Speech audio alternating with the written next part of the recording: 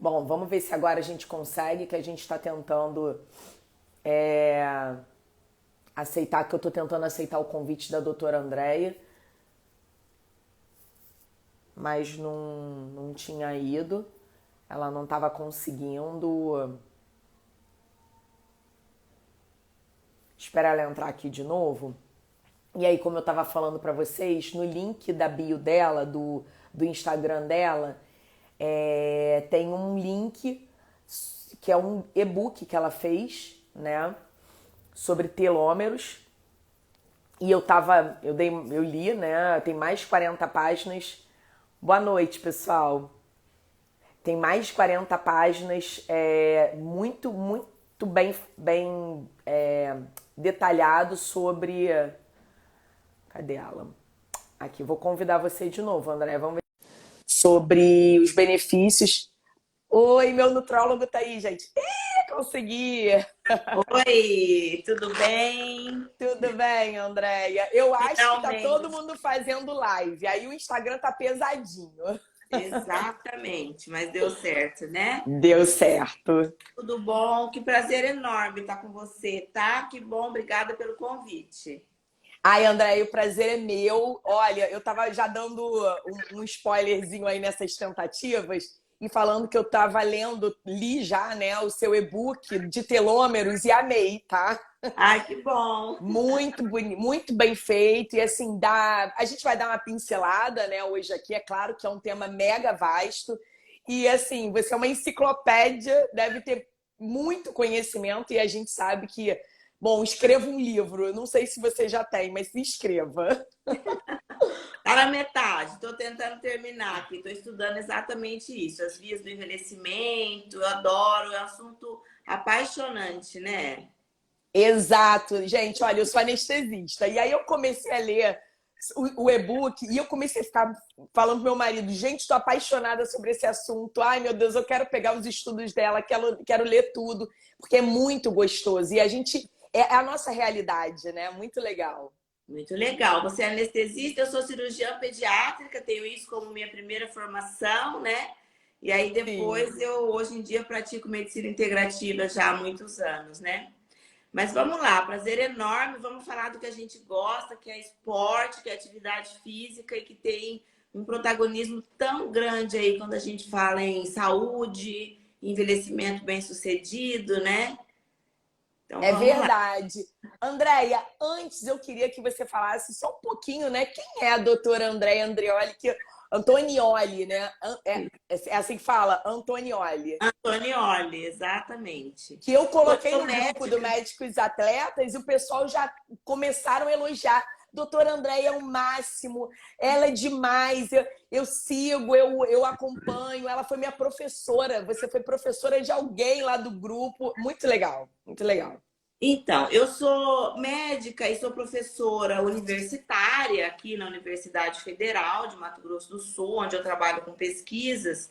A minha linha de pesquisa principal são as células-tronco mesenquimais, mas eu também, há uns 4 anos, tenho trabalhado aí nessa linha do envelhecimento, né? Desenvolvi aí um teste de idade biológica a partir dos telômeros e tudo mais.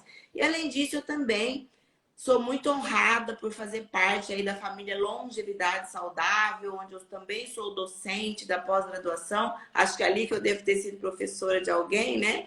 Então, já há muitos anos Foi. também eu participo desse grupo como docente na pós-graduação, nos cursos introdutórios. Então, é uma atividade que também me dá muito prazer, né? Então, é isso. Porque a gente começa a falar de currículo, a gente só demonstra que a gente está muito velho, né?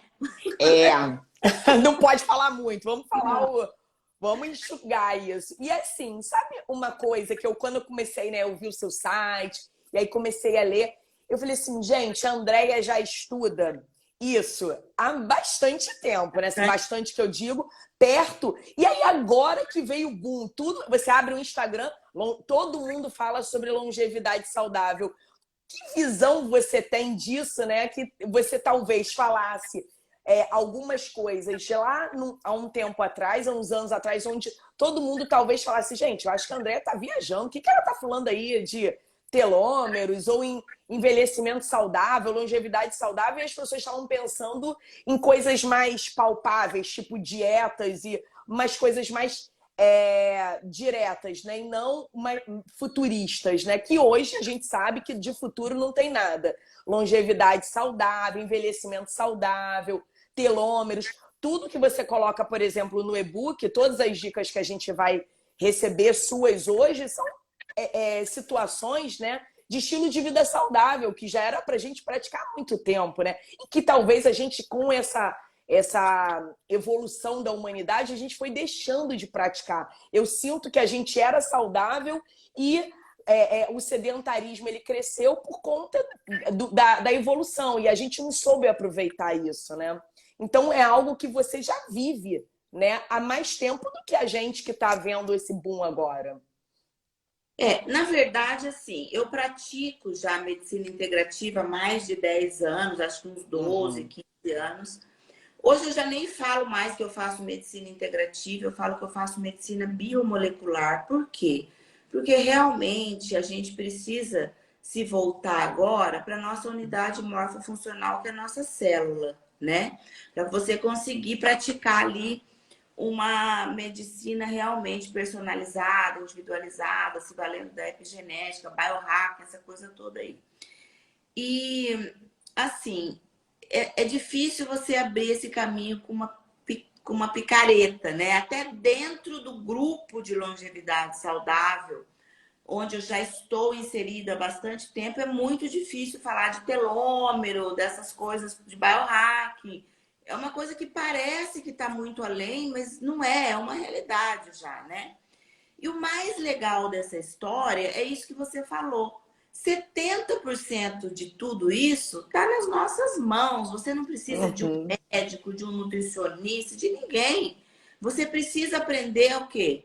Comer comida de verdade, fazer exercício físico todo dia, né? Tomar sol, maneirar o seu estresse, ter uma boa noite de sono. Ou seja, a gente precisa lembrar de como nós fomos feitos para viver enquanto Homo sapiens ali, espécie humana, né? Então a gente fazia como? A gente caçava para comer, né? Então fazia exercício em jejum, comia uma Exato. vez por dia, né? Uma vez por semana, uma vez a cada 2 dias, comia comida de verdade. Isso durou assim milhares de anos, né? Se você pensar aí, a agricultura apareceu há 200 anos, nosso DNA não mudou nesse tempo. Então, como Exato. você disse, nós transformamos o nosso planeta num local hostil para a nossa vida, né? Controle remoto, tudo muito inbox, muito dentro da casa, né? Tudo muito falta de exercício físico, principalmente, muito estresse. E eu não tenho nenhuma dúvida de que isso é a causa da maioria das doenças do envelhecimento. Então, hoje a gente está vivendo um paradoxo.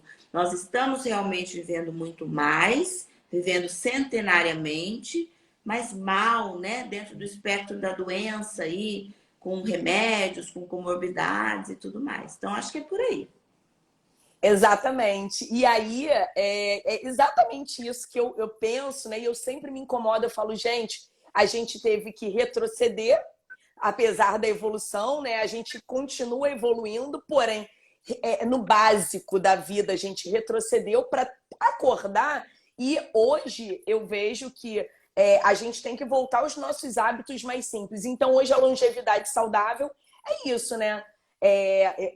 Pelo menos assim, tanto no site quanto no e-book, nos estudos que você mostra, a longevidade saudável são essas bases, até mesmo a medicina do estilo de vida fala isso, né? De comida de verdade, comida com mais vegetais. Então, esses pilares de um estilo de vida mais saudável vai levar com que tenhamos essa longevidade, não só viver mais, né? Mas viver mais com mais saúde e qualidade de vida. Então, já que nós temos que viver 100 anos, né? Porque a medicina vai nos manter assim vivos, então que a gente possa viver a quantidade que a gente tem que viver, seja 80, seja 90, seja 100, bem, né? Com libido, com boa massa muscular, com boa memória. E hoje isso é absolutamente possível. Então, é muito possível gerenciar nossa biologia. E aí eu dou uma aula de sarcopenia, que eu gosto muito, que eu fiz aí uns updates sobre sarcopenia, e, eu busquei vários tópicos ali. Hoje em dia eu acho que sarcopenia, que é a perda de massa muscular, não é uma doença do envelhecimento. A gente pega muitos pacientes jovens com obesidade sarcopênica ou sarcopênicos. Uhum. É uma preocupação muito grande, né? Tem até uma entidade nova, que é a sarcopenia pós-Covid, e a gente precisa ter essa preocupação. Eu costumo dizer que quem envelhece com boa massa muscular fez uma aposentadoria fisiológica. Com certeza vai conseguir se defender das doenças, porque hoje a gente sabe que o músculo é um órgão endócrino, produtor ali de citocinas anti-inflamatórias, modulador do sistema imunológico, hormônios e tudo mais. Então é super importante essa questão. Então, sempre vem essa pergunta aí nas minhas aulas, nas minhas lives, André, mas se você tivesse que escolher uma coisa, né? Porque assim, eu falo de coisas muito específicas, como Aham. geroprotetores, xenomórficos, senolíticos, né? Coisas assim muito modernas. Mas se eu tivesse que escolher uma coisa, seria o exercício físico. Porque ele sozinho já vai produzir substâncias, hormônios, enzimas, proteínas, que vão fazer um meio de campo ali para nos proteger, né? Para preservar hormônio, um monte de coisa. Então, se eu tivesse que escolher uma só, acho que seria o exercício físico, sem dúvida. Ai, que maravilha. Bom, por falar nisso, estamos aqui, né, no movimento Médicos Atletas. Eu que, assim, sou uma defensora do exercício físico, de que cada um tem o seu esporte para praticar como uma válvula de escape mesmo. A gente sabe que a medicina não é fácil, é uma profissão, e ainda mais dependendo da especialidade, totalmente que vai contra ao estilo de vida saudável, desde a nossa formação. Infelizmente, a formação médica brasileira ela é uma formação muito, eu diria que ela falta, né? Ela falta conteúdo para o próprio médico. A gente fica muito no paciente, claro, tem que ser, mas quando a gente frisa no paciente, deixando de prestar atenção no autocuidado médico, seja na saúde mental, seja na saúde física, eu acho que o paciente ele poderia receber uma qualidade médica, né, de atendimento médico muito melhor. A gente sabe que essa relação médico-paciente ela é muito influente. Somos seres humanos, então uma relação entre pessoas. Se eu estou muito bem, meu paciente vai receber o melhor de mim, né? E eu vejo o esporte como isso que você falou mesmo, como se ele fosse de todos, não que tenha só o esporte para ser feito, mas como se a gente tivesse que pelo menos a gente tivesse o esporte como a nossa válvula de escape para enfrentar essa jornada médica e desde o momento que a gente passa no vestibular. E aí eu fui buscar, né, sobre estudos sobre a classe médica brasileira em relação à atividade física, à prática de atividade física, exercício físico. Infelizmente, assim, os estudos brasileiros são muito escassos. Queria saber, doutora Andréia, primeiro a sua opinião pessoal, né? A minha pergunta para você você como uma cientista, professora, estudiosa, e médica, você acha, diante desses seus anos de estudo, que o médico brasileiro ele é saudável? Saudável no sentido completo, né, de saúde, essa saúde que a gente está falando aqui. E se você tem alguma experiência em relação a estudos brasileiros, porque eu encontro muito estudos estrangeiros que eu vejo que são influenciados pela cultura, tanto que eles variam de país para país, né? É. Então, eu acho o seguinte, como eu dou aula ali na longevidade saudável há muitos anos e participo ali dos cursos introdutórios e da pós-graduação, uma coisa que é muito clara é que 90% dos médicos que estão ali vão para se tratar. Então, o médico é uma das Perfeito. figuras mais doentes que existe. E aí eu vou te contar uma coisa. Hoje, meu pai teve uma fratura de fêmur e ele fez uma cirurgia agora e eu fui para o hospital agora à tarde e tal. E aí eu vi alguns médicos, inclusive uma médica que entrou ali, meu marido falou, oi doutora, não sei o quê, meu marido é ortopedista. Como essa pessoa é médica? Eu fiquei pensando. Porque uma pessoa completamente assim, obesa, cansada, oxidada. Aí eu penso que o exemplo arrasta. O exemplo é Uhum. tudo. Eu não posso pedir para o meu paciente fazer uma coisa que eu mesma não faça. Então, um médico, ele não pode ser um prescritor de remédios que vão tratar sintomas simplesmente, ou seja, que continua enfiando isso para debaixo do tapete. Infelizmente, eu tenho 3 filhos médicos e a gente vê que a formação ainda é essa. Eu não estou É. dizendo que é errado, eu também me formei assim. Mas eu Uhum. sempre fui uma pessoa muito curiosa, tanto é que me tornei uma pesquisadora, e não me satisfazia a questão de, tá, mas eu estou passando esse remédio por quê? Essa pessoa não nasceu assim. Eu sou cirurgiã, eu demorei muito para fazer essa questão da longevidade, porque eu falava, gente, eu sou cirurgiã, como que eu vou perder uma hora e meia numa consulta, né? Mas eu vou te falar uma coisa: depois que você conhece esse modelo de medicina, é impossível fazer diferente. Impossível. Meu marido é Verdade. ortopedista há mais de 30 anos, ele foi fazer a pós-graduação. Hoje em dia, a prática dele é completamente diferente. Então, respondendo a sua pergunta, eu acho que a população de médicos no Brasil é doente, a maioria dela, tá? A maioria dessa população, infelizmente, porque é submetido aí a plantões, né? Uma carga horária de trabalho desumana. Hoje em dia é muito diferente. Quando eu me formei, sei lá, muitos anos atrás, era muito diferente realmente. Eu dava plantão e tudo mais, mas hoje em dia eu vejo isso muito pior, né? Então, muito estresse, a remuneração também não é mais a mesma. Então, o médico hoje é muito doente. Infelizmente, o brasileiro é muito ruim de fazer pesquisa, principalmente esse tipo de pesquisa epidemiológica e tal. Então, eu também não me lembro de ter visto nenhum artigo nesse sentido brasileiro. Mas eu vejo isso e posso te dizer com certeza absoluta na minha prática como professora ali do Grupo Longevidade Saudável. Mas Perfeito, também vejo o outro Andréia. lado da moeda, né? Vejo também muitos médicos aí buscando a mudança, muitos Sim. médicos atletas fazendo exercício físico, sendo exemplo. E então tenho visto cada vez mais frequente, graças a Deus, o outro lado da É. moeda. É, isso aí. Não, a gente tem que se unir, né, e mostrar e chegar.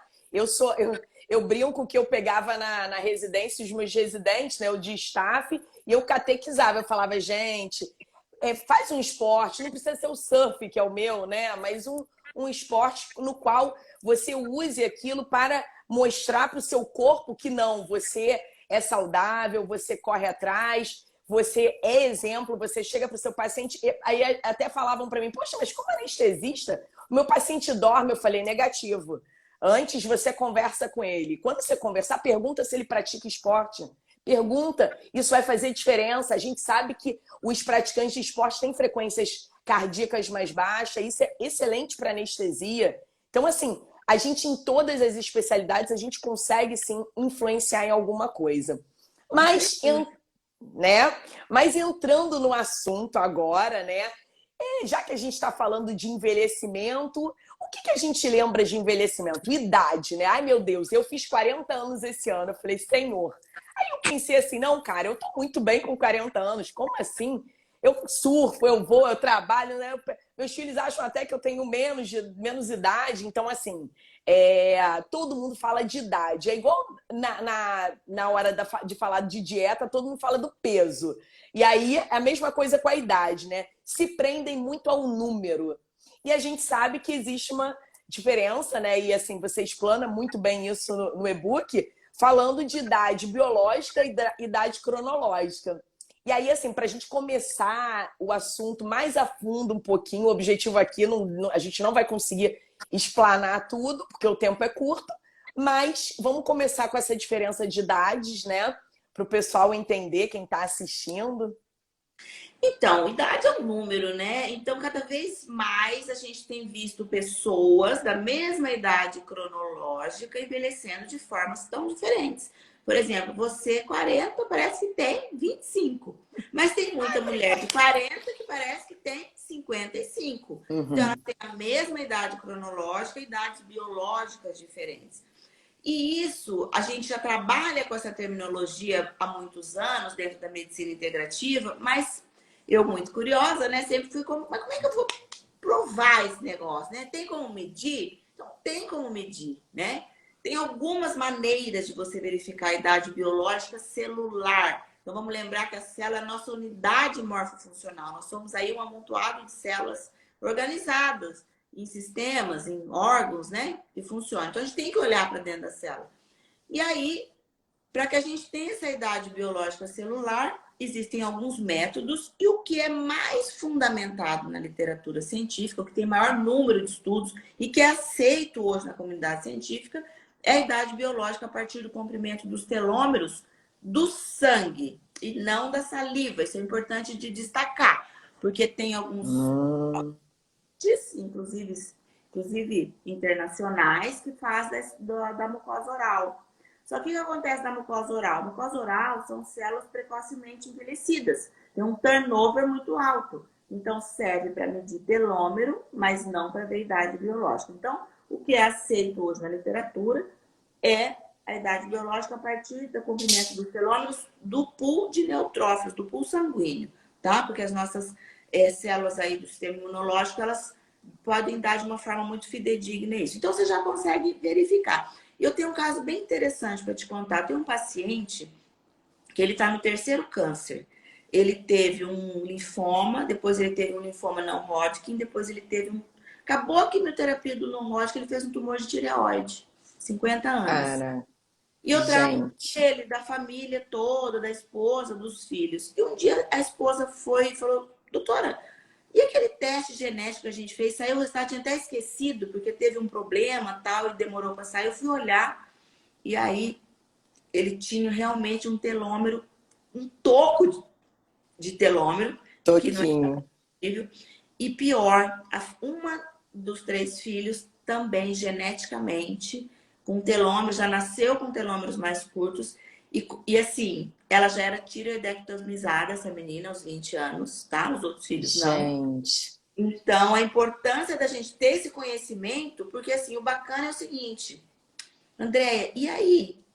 Eu nasci com um telômero mais curto, então eu tenho O que que ter eu alguma coisa. faço com essa informação, Que né? eu faço com essa informação, né? Porque assim, a maioria dos testes genéticos, eles nos dão uma informação probabilística, numérica. E aí, tipo assim, ó, você tem aí 60% de chance de ter tumor de mama. Faça o quê? Tira a mama? Você tem 60% de chance de ter Alzheimer. Faça o quê? Tira o cérebro?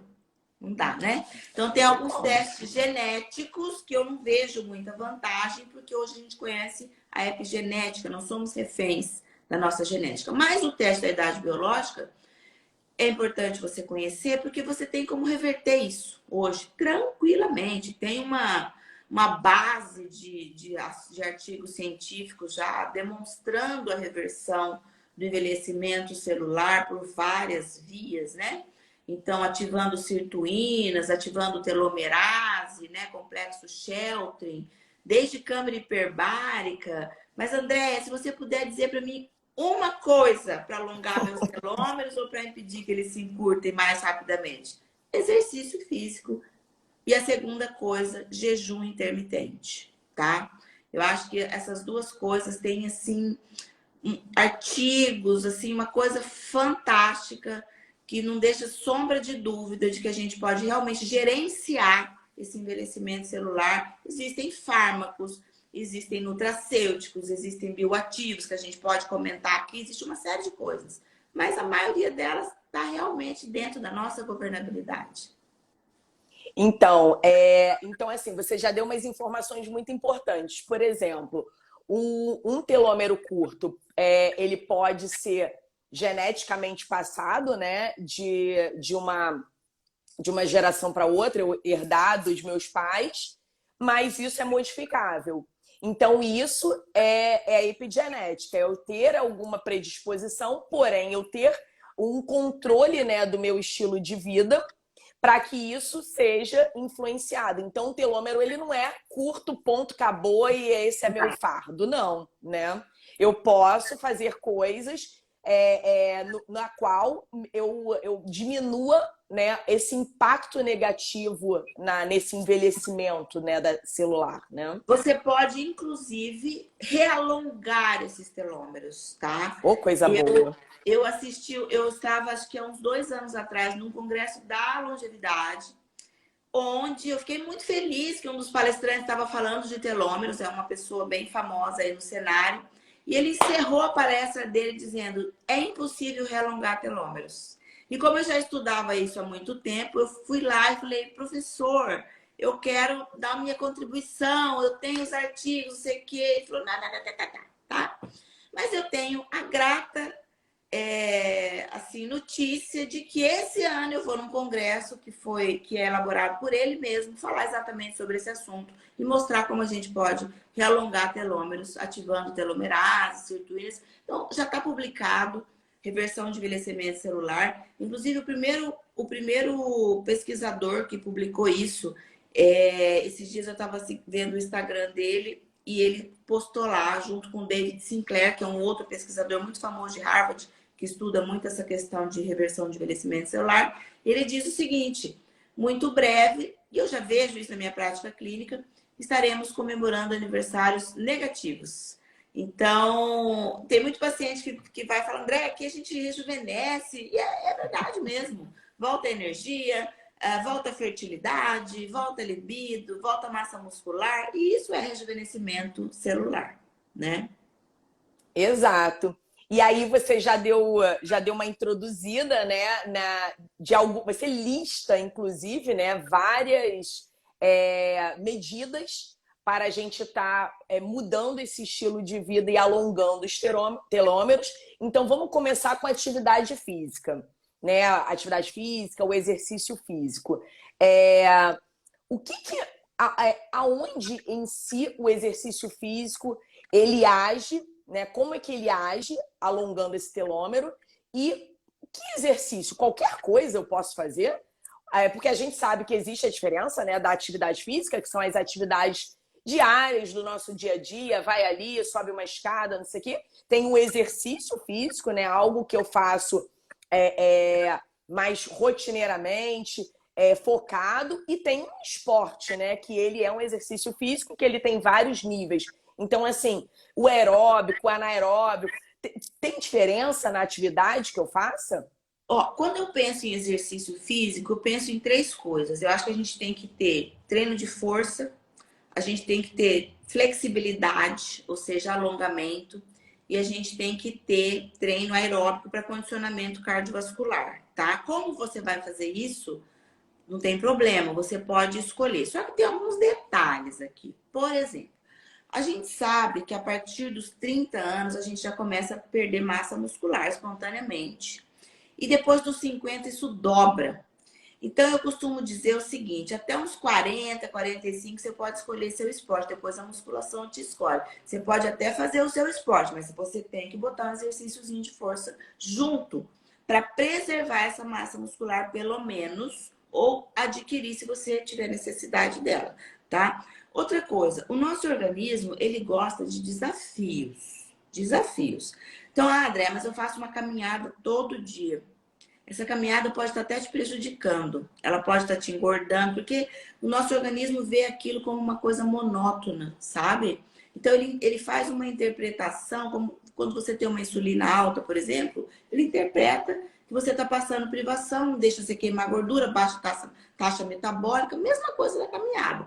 Então, por que o esporte, né? Eu gosto de esporte, eu faço surf, eu jogo beach tênis, eu, sei lá, eu ando de skate. Porque o esporte, além de ser um exercício físico, de você estar se movimentando, ele é um desafio sempre. Às vezes tem uma competição, né? Às vezes tem uma competição com você mesmo, aquela questão de você se superar, aquela onda mais difícil, né, naquele dia. Tudo isso é muito importante, além de mexer o corpo, né? O próprio desafio que o esporte traz. Então, e além de que o esporte ajuda a controlar muito bem um mau gigantesco aqui no nosso século, que é o estresse, né? É uma das melhores maneiras aí da gente controlar o estresse, é praticar algum tipo de esporte. Então, eu acho que o esporte, você escolher um esporte, né, uma coisa, é sensacional. Eu gosto demais do treino de força por causa da relação que ele tem com o músculo, que é um órgão que a gente precisa valorizar, que tem um protagonismo muito grande hoje na saúde. A gente sabe que realmente ele é um órgão muito importante. E aí, aí eu não sei se a nossa plateia aqui é mais médica, se eu falo de coisa muito técnica. Tem uns médicos aqui, tá misturado. Eu tô vendo o pessoal que tá entrando, tem uma galera médica, porque assim, o movimento ele tem 70, 80% de médicos e estudantes de medicina. Pode falar um pouquinho, sim. E aí, se tiver um não médico que não entenda, pode mandar perguntinha no balãozinho que eu falo com a Andréia. Porque assim, quando a gente faz o treino, a gente lesa a fibra muscular, a gente provoca a fibra muscular, ela começa a produzir algumas substâncias que são chamadas de miocinas, são proteínas, né? Uma que tem um protagonismo muito grande hoje em dia é a irisina, né? Irisina.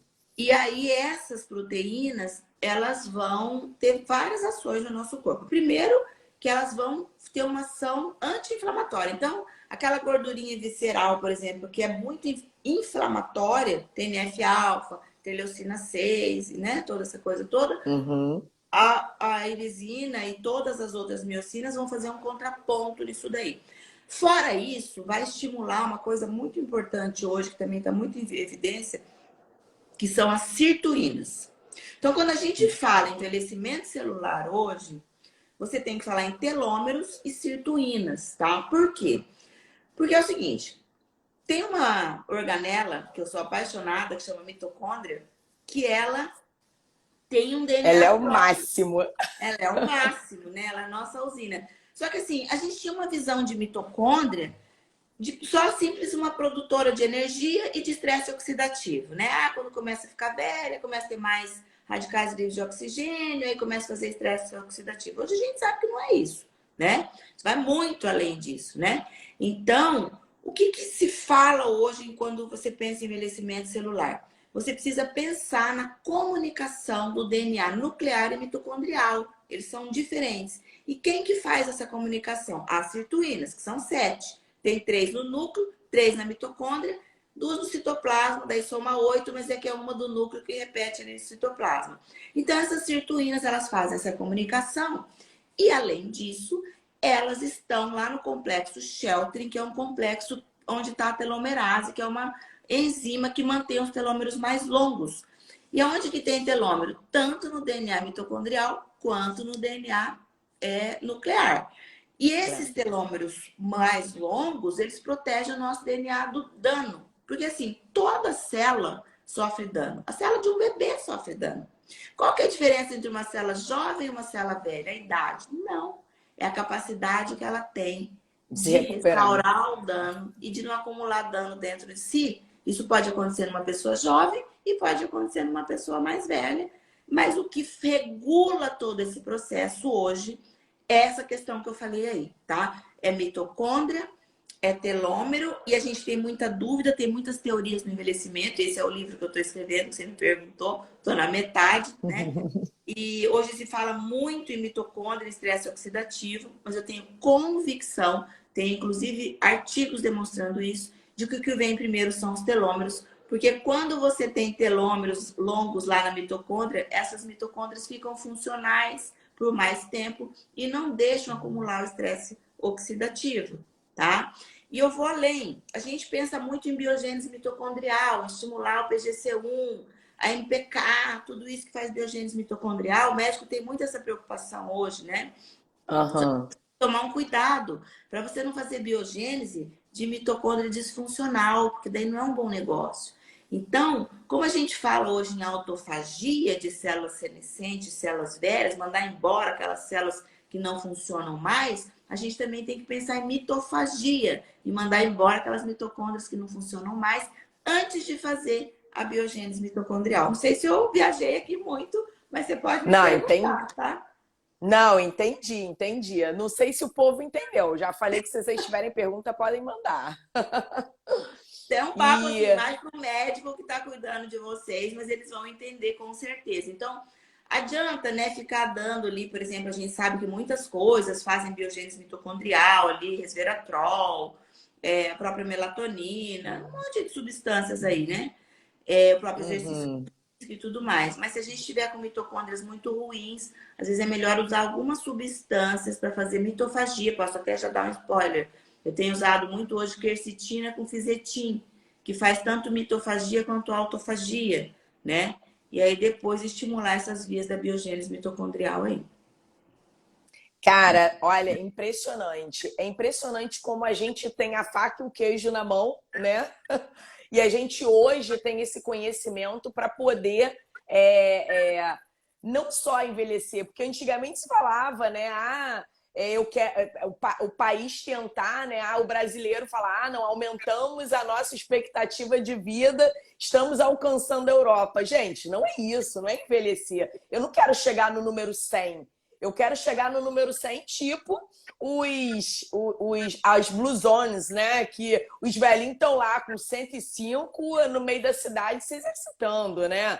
Correndo e fazendo os alongamentos. Você vê mobilidade, tudo. Então, Eu tenho um assim, paciente de 93 anos, atendi essa semana.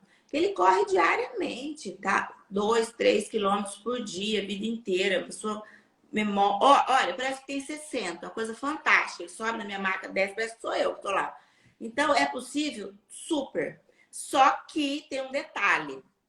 Se você vai no médico pensando que ele vai te passar uma pílula mágica para que isso aconteça, não. negativo. Você tem um protagonismo nesse processo, né? Você tem que fazer exercício físico, você tem que comer comida de verdade, você tem que ter uma boa noite de sono, enfim, essa coisa toda aí que a gente já falou. Repor os hormônios é uma coisa super importante, tá? Então, Eu vou passar pro jejum, aí depois a gente continua lá, porque o e-book é coisa pra caramba. Só uma pergunta. A Gisele perguntou: quercetina com quê? Pediu pra quercetina você repetir. com fisetin, que é um tipo de Fizetinho. vitamina E, tá? Você pode fazer aí, sei lá, 300 miligramas de cada e tomar 2 vezes por dia aí por uns 90 dias, entendeu? Para você fazer essa questão da autofagia, tem muitas outras coisas, tá? Eu dou uma aula específica de geroprotetores, senolíticos, xenomórficos, mas isso é uma coisa assim, ó, o Nutri pode prescrever, né? É uma coisa simples de fazer e muito eficiente, tá? Eu uso muito na minha prática clínica. Então, André, preciso fazer uma câmara hiperbárica para logar telômero? Não. Lógico que aquele paciente do câncer que eu te falei, que está com um telômero muito, muito curto, eu indiquei É para ele. diferente. É É. diferente, tá? Então, você tem que analisar, cada caso é um caso. E, Andréia, o famoso jejum, né? Hoje em dia, olha, eu vejo uma polêmica. Uns defendem, outros dizem que não tem efeito nenhum. Como é que é a questão do jejum com os telômeros, né?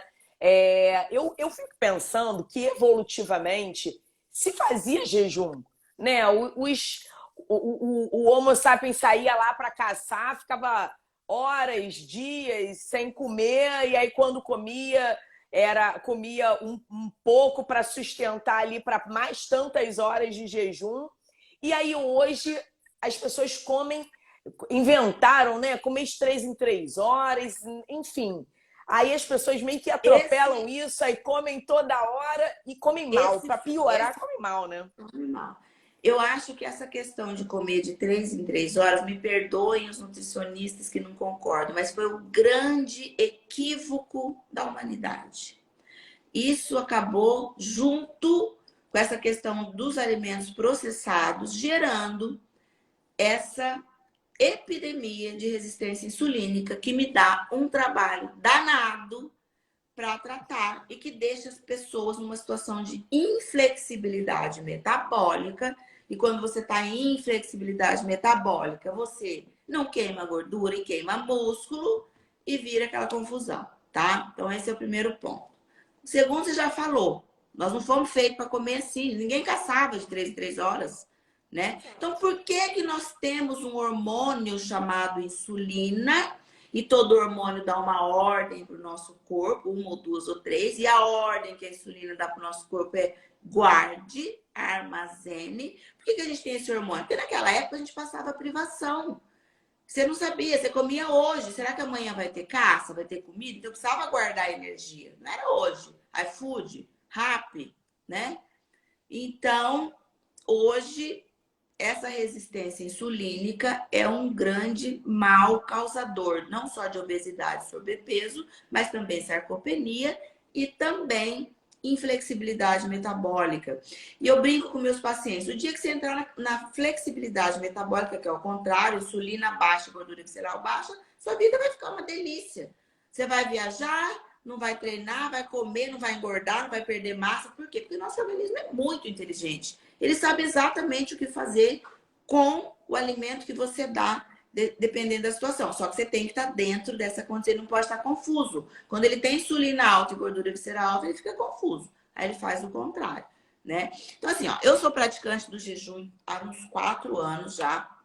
Não sou nenhuma maromba, mas não sou sarcopênica, tá? Eu treino em jejum 6 da manhã e só vou comer 1 da tarde. Então, assim, existe uma fundamentação científica muito grande a esse respeito já. Não se perde massa fazendo jejum. Vamos fazer um pensamento aqui. Quando você vai treinar em jejum, toda a energia que você produz durante o treino vai para o treino.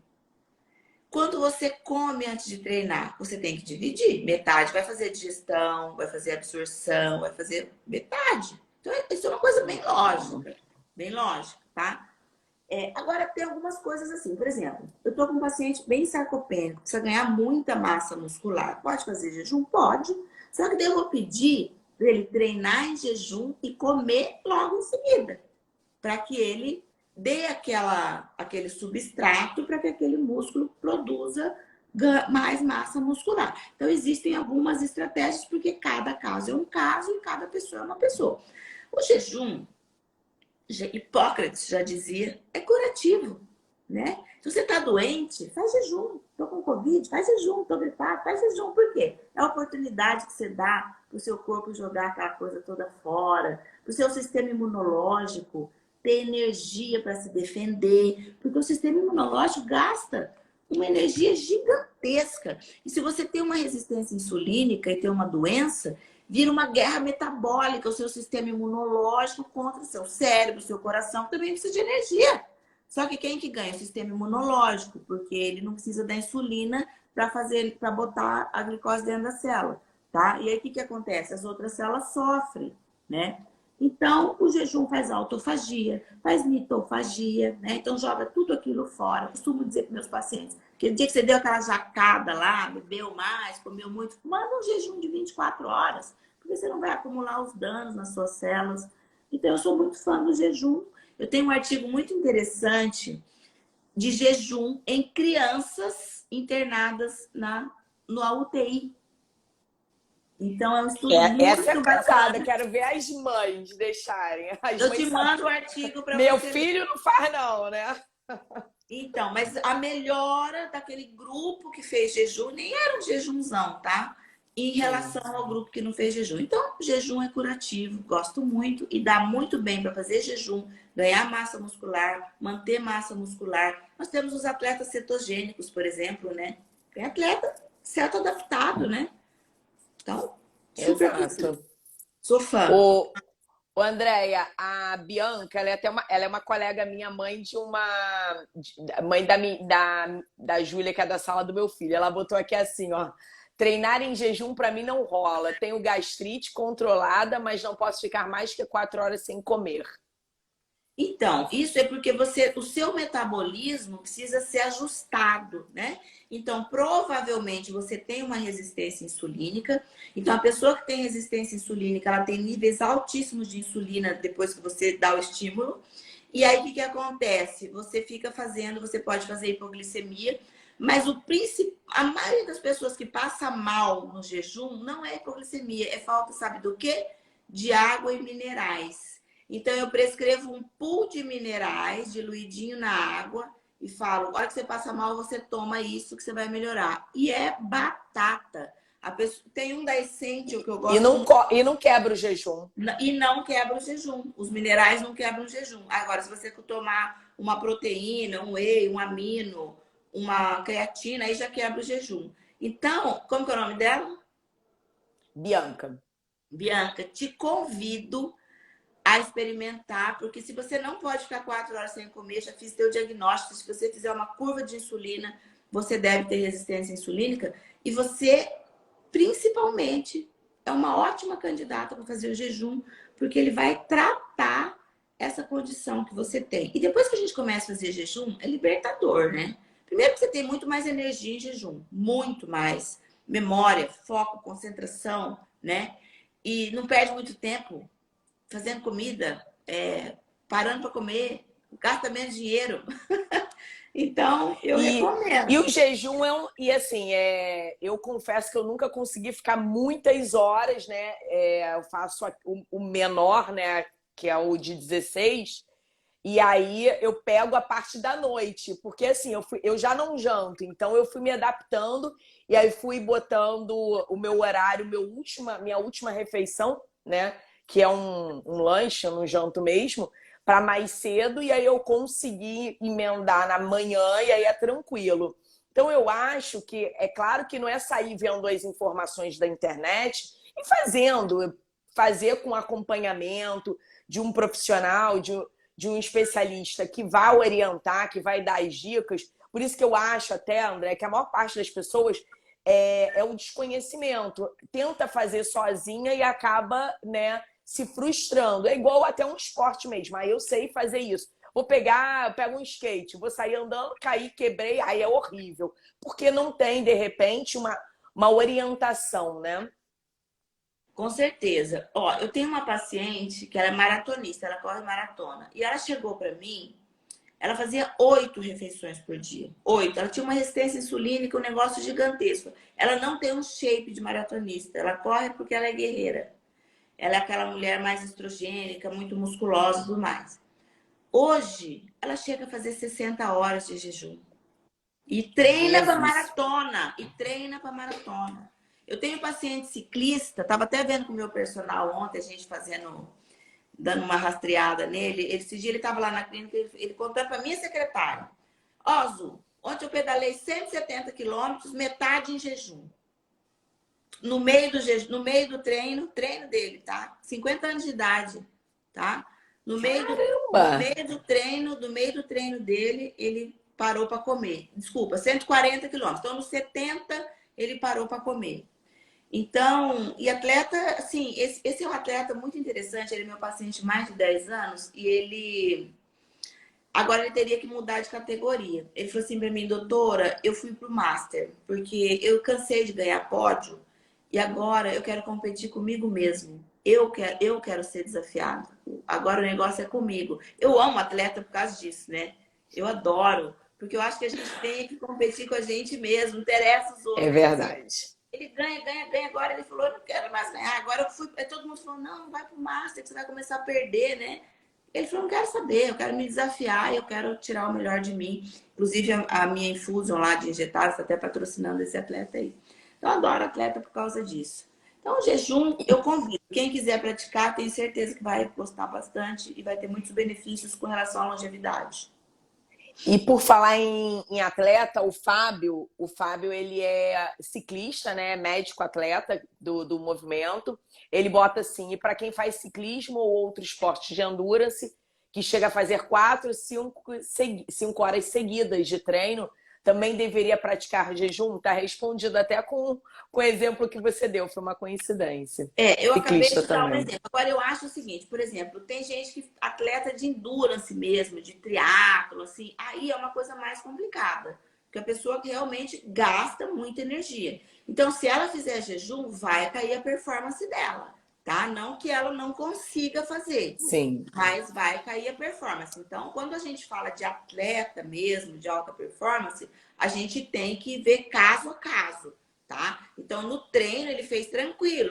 70K em jejum, daí ele comeu e mais 70K, ok, super bem. Numa prova, será que a gente faria dessa forma? Né? Então, cada caso é um caso, tá? Entendi. E, Andréia, você chegou. Ai, tem uma perguntinha aqui, deixa eu ver. Ah, tá. A Gilmara pediu, doutora, por gentileza, você pode falar dos minerais durante o treino?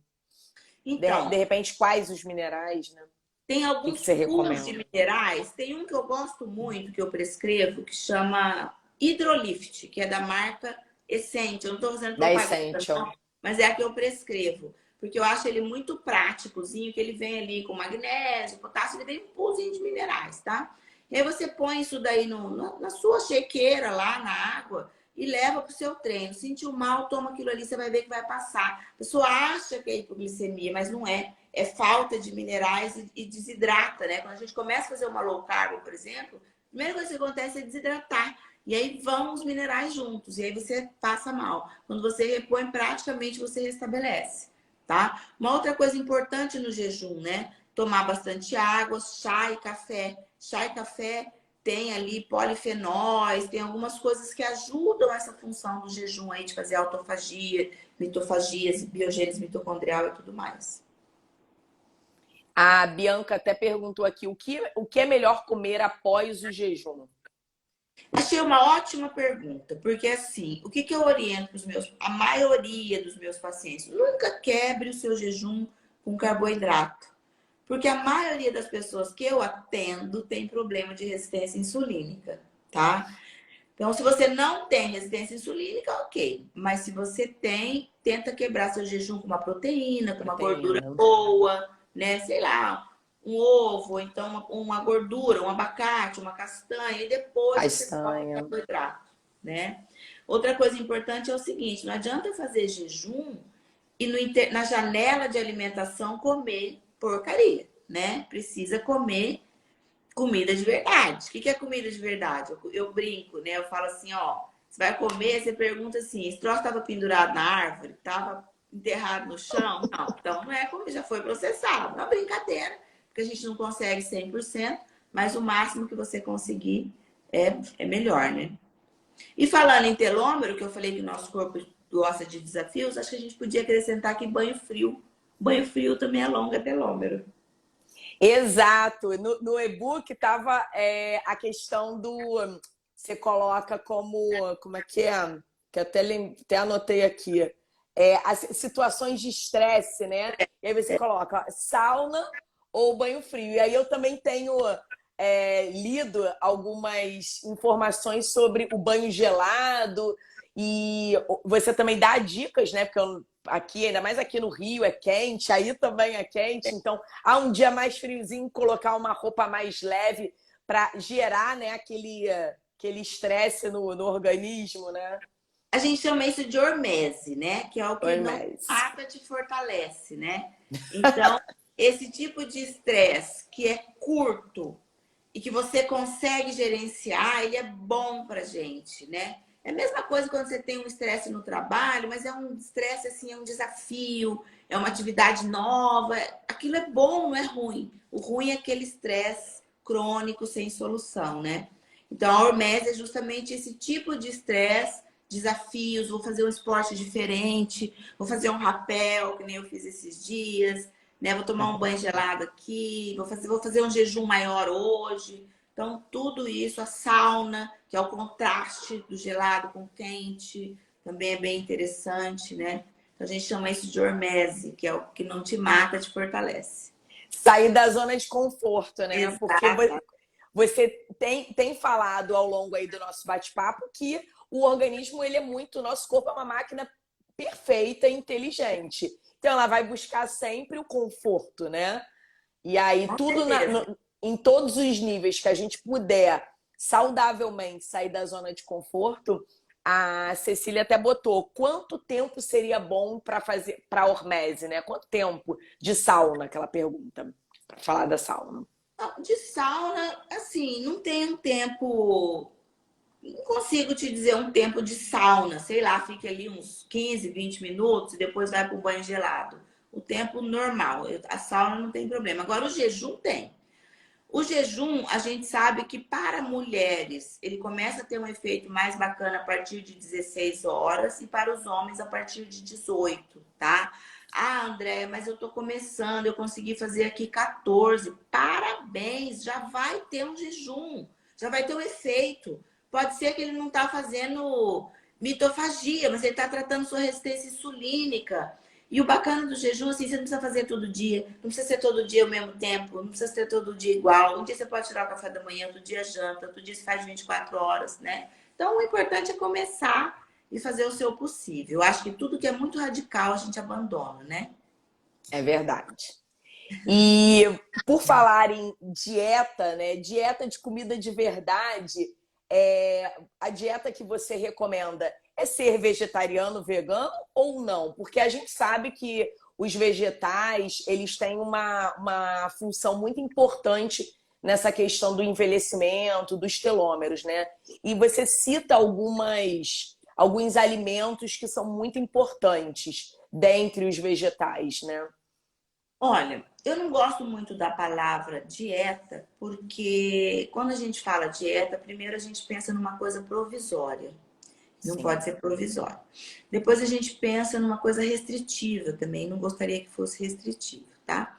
Então, os estudos trazem que se a gente pudesse escolher uma que seria melhor para os telômeros, para a saúde, seria a dieta do Mediterrâneo, né?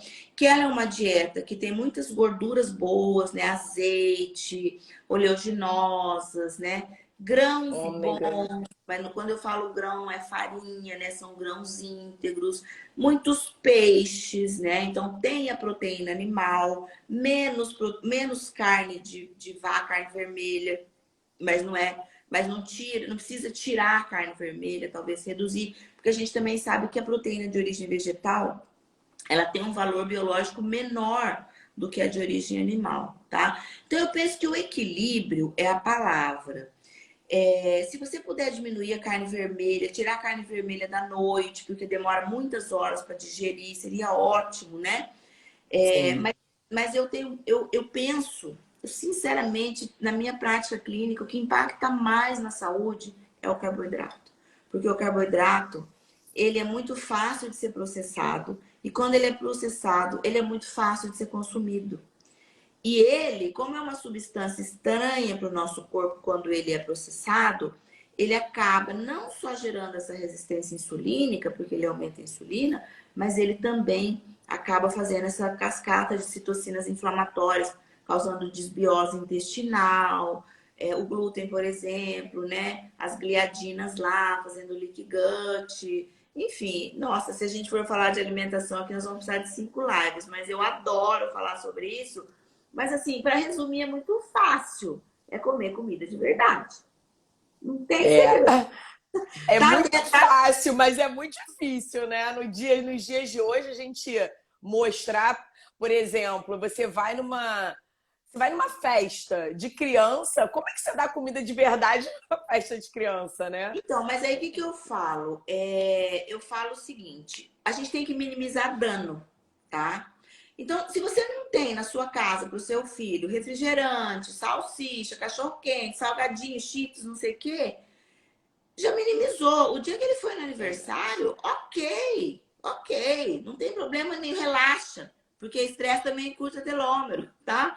Mas se você conseguir diminuir em casa, você já vai ter um impacto gigante na saúde do seu filho. Você já achei engraçado, porque eu cheguei aqui em casa, meu filho estava com a namorada e um pacotinho de Cheetos. Ele é médico, médico que faz. O que é isso?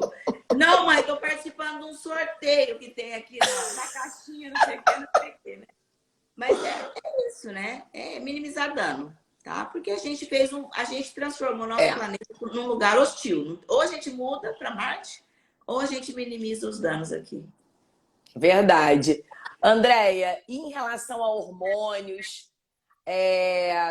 você coloca como níveis ótimos de hormônio, né? Para essa proteção, né? Para minimizar esse encurtamento dos telômeros. E aí, se você pudesse fazer um gancho também, já que tem algumas mulheres na live em relação à menopausa, o que você pode dar de dica aí? É assim, ó, os hormônios, eu costumo dizer que hormônios são gerentes do nosso corpo, tá? Então, tudo que é relacionado à função é um hormônio que vai lá e dá ordem. Tudo. Dorme, acorda, emagrece, queima gordura, guarda gordura, faz espermatozoide, óvulo, tudo é hormônio. E aí, a gente já sabe que por volta dos 30 anos, os hormônios começam a declinar, a gente começa a produzir menos hormônios pelo próprio envelhecimento das glândulas. Só que a idade é um fator. Só que se eu pegar 10 mulheres de 50, elas vão estar diferentes. Por quê? Porque a idade, ok, mas o estilo de vida também interfere nisso. Por quê? Quando o hormônio vai lá na célula e dá ordem, ele desencadeia aquelas reações bioquímicas e aí ele precisa da matéria-prima para que a ordem seja executada. Aí ele precisa do quê? Da nutrição celular e não pode estar contaminado com metais pesados, disruptores endócrinos, que é o tal do terreno biológico, né? Então, tudo isso faz parte. Quando a gente fala em hormônios, a gente pensa muito em hormônios sexuais, né? Menopausa, andropausa. Só que hormônios trabalham como uma orquestra, em sintonia. Então, a gente precisa ver todos. Então, assim, se você vai na sua médica da menopausa, ela te passou lá estrogênio e tal, mas não viu sua tireoide, não viu seu cortisol, não viu sua melatonina, não tá legal. Não vai dar bom esse negócio aí, não. Por isso que o hormônio tem má fama, porque às vezes é feito de maneira inadequada, né? E aí, hoje a gente trabalha com hormônios que a gente chama de bioidênticos ou isomoleculares, ou seja, eles são exatamente iguais àqueles que a gente produz. Eles não são hormônio remédio que você compra na farmácia, porque o hormônio remédio ele não é muito legal, não. Mas quando você suplementa aquele que você produz igualzinho, só para manter níveis ótimos, o que são níveis ótimos? São os níveis que você tinha entre 25 e 30 anos de um adulto saudável, porque esse é o ápice da nossa atividade metabólica, tá? Então, isso são níveis ótimos. Então, níveis fisiológicos. Então, repor hormônio é muito importante para manter telômeros longos. A Patrícia falou assim, fala da câmara hiperbárica, eu já falei, né? Lá no comecinho. Já falou. Eu falei da importância da câmara hiperbárica para poder alongar telômeros. Alongar. De uma forma muito rápida. Então, naqueles casos que nem eu já citei o paciente lá do câncer, é uma indicação para a gente fazer, né? É verdade. Olha, hidrocortisona gente... pode ser bioidêntica e pode não ser bioidêntica, tá? Então, quando você prescreve hidrocortisona base, parte do princípio que é bioidêntica. Mas tem que ser farmácias que estão acostumadas a trabalharem com esse tipo de hormônio. É verdade. E aí, a gente tem um vídeo, né, no YouTube que eu assistia, que você fala, eu acho que era até com o Rashid, que você fez uma live também, e aí você falou de um estudo sobre depressão, né, que você cita esse estudo e em relação à depressão e ao encurtamento dos telômeros, né? E aí eu achei fantástico, porque a gente sabe que hoje é um problema mundial, né, de saúde mental. Então a gente vê que a depressão, antigamente era difícil a gente ver depressão em jovens, em crianças, e hoje a gente sabe que com a pandemia isso tudo piorou e agora na atualidade, a gente vê crianças e adolescentes ainda uma prevalência maior de depressão. E também tem um outro elo onde o exercício físico entra nessa diminuição, né, da chance de depressão e no aumento na diminuição do encurtamento dos telômeros. Ou seja, se a gente for analisar o exercício físico regular, ele, além dos diversos benefícios que a gente já falou aqui, ainda diminui essa chance de encurtamento de telômeros diretamente e indiretamente quando você está diminuindo incidência de depressão. Então, assim, tem até alguns psiquiatras do movimento, a Ju, por exemplo, que a Juliana Gomes, ela bate muito nessa tecla, ela é psiquiatra infantil e ela fala: depressão leve, meu tratamento é exercício físico. Então é interessante, né? Porque eu lembrei agora que você cita esse estudo de depressão e telômeros, e eu lembrei agora que assim, que essa tríade, né, depressão, saúde mental, diminuição de estresse, exercício físico e telômeros estão todos integrados, né? Tem até uns. Porque assim, o prêmio Nobel de acho que 2007, Elizabeth Blackburn e a assistente dela, que é uma psicóloga, tem um livro muito interessante que eu esqueci o nome agora, mas é fantástico para ler, para lembrar. Que elas estudaram muito sobre essa questão, sobre tudo, tá? Mas a questão da depressão é muito forte ali no estudo delas. Então elas mostram que os telômeros eles podem ser um marcador, inclusive durante o tratamento da depressão, tá? Então assim, depressão, telômeros mais curtos. Quanto maior o tempo de depressão, mais curtos os telômeros. E também quando você começa a ter um resultado de tratamento, isso começa a se reverter, né? Por quê? Porque o telômero, ele mantém a célula saudável, ele mantém a célula funcionando bem. Então, é um ciclo vicioso. Se você tem telômeros curtos e muitas células disfuncionais, que vão levar à inflamação, uma série de coisas, o segredo está nos telômeros. Pati Siqueira me salvou aqui, exatamente. É muito legal esse livro, tá? É um livro legal. leigo, mas é bem legal de ler. E aí, aí a própria depressão também curta o telômero. Então é um ciclo vicioso, né? Por exemplo, elas estudaram, por exemplo, bairro de residência. Então, pessoas que moravam em bairros numa condição social melhor, com menos atritos, com menos questão de fome, com tudo isso, tinham telômeros mais longos. E aquelas pessoas que moravam já num bairro onde tinha mais questões de conflitos, sabe? Lá nos Estados Unidos tem muito essa questão, né? De segregação, Sim. não sei o quê, telômeros mais curtos. É muito interessante essa questão, muito interessante. E o exercício físico, ele alonga telômeros por diversas vias. Eu falei das sirtuínas, da MPK e tudo mais, Sim. mas ele também é capaz de ativar uma enzima chamada telomerase, que é a mais importante ali na questão do realongamento dos telômeros. Porque quando a gente fala em telômeros, a gente tem que pensar em duas coisas. Primeiro, evitar que eles se encurtem muito rapidamente. Aí é estilo de vida, né? Exercício, dormir bem, comer bem. Agora, se ele já se encurtou, aí você tem que ativar essa enzima. Aí a gente precisa de algumas coisas mais, que pode ser desde uma câmara hiperbárica, que faz isso de uma forma mais rápida, mais eficiente, como o próprio exercício físico e outras substâncias aí que a gente pode colocar. Vitamina D, melatonina, tudo mais. Entendi. Olha, Andréia, já estamos aí falando há 1 hora, tá? E Então, esse assunto não termina. Não termina, ele é gigante. Vide, assim, eu já vou falar de novo. Gente, dá um pulo no Instagram da Andréia. Assim, eu gostei muito, eu achei assim, riquíssimo. O conteúdo é maravilhoso, porque você explica com uma linguagem que pega a área da saúde e quem não é da área da saúde também consegue entender. E sempre baseado na ciência, não é nada no achismo. O link da sua bio é maravilhoso, tem várias informações. Fala do BioAge Test, que é muito interessante. E eu acho que assim, já tô doida para fazer e com medo da resposta, porque às vezes a gente. Exame é assim, né? Você faz, fala, ah, meu Deus do céu, o que vai vir, né? É assim mesmo, porque assim, o estilo de vida é muito importante, mas a gente não pode esquecer que também tem um pontinho ali que é genético, como daquela menina que eu contei lá no começo, né? Mas aí que você tem que saber mesmo para Sim. que você possa tomar uma atitude. Eu tenho que dar uma notícia meio chata, que é o seguinte, o BioAge Test, ele está descontinuado provisoriamente. Nós tivemos um problema na empresa, tal, e aí nós tivemos que dar uma interrompida. Gostaria muito que ele voltasse brevemente, mas eu estou nessa fase ainda, então. Mas tem outros, tá?